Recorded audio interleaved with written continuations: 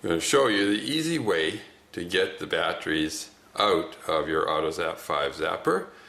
We just turn it over like this, and then I swivel it so I can put my thumbs on the little arrow. See that little arrow there on the slide out door? Right there.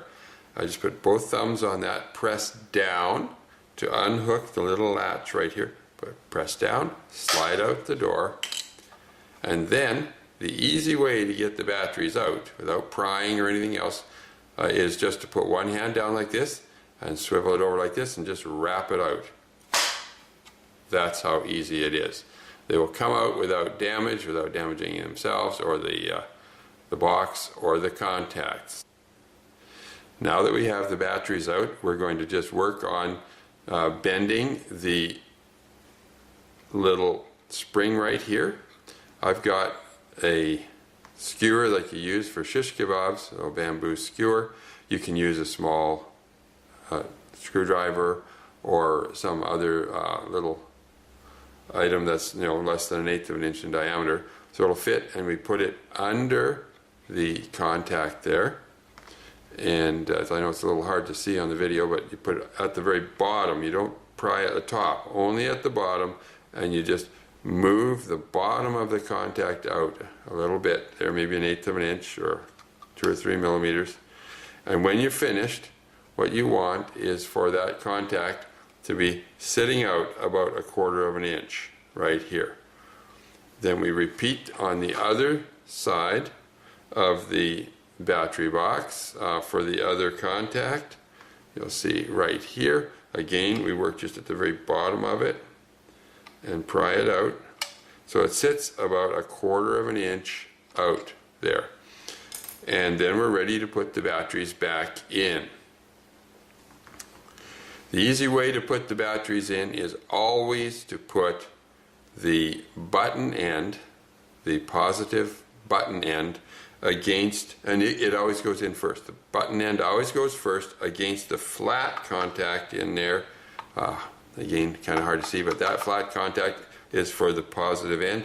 So we'll put the button end of the battery in first, and then we'll slide this end down. We do the same on the other one. The button end goes in first, and then we slide it down.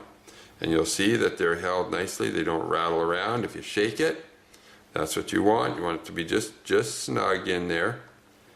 And then we put the battery door back on. And we're done.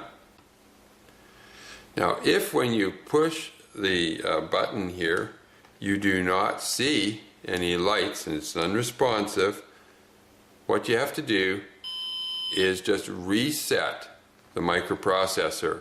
This happens very rarely, but if you do ever have that, so you change the batteries and it doesn't start right away with known good batteries, all you have to do is remove one or both of the batteries for 15 minutes.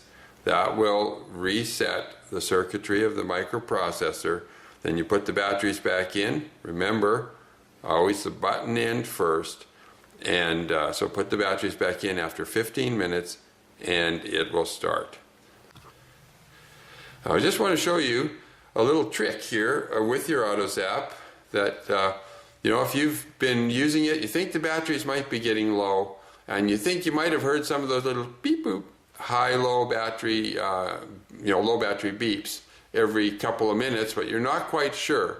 All you have to do is start it up. You just put it on, the red cycle will work fine.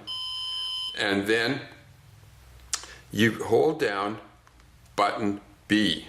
See, you got button A here. It's the one you usually use to get things started. Push button B while it's running on one of the cycles. Push button B. That puts in a special test mode in.